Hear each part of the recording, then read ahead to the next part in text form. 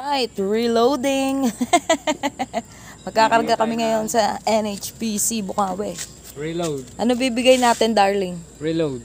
Reload. Sana all may gento na bloodline.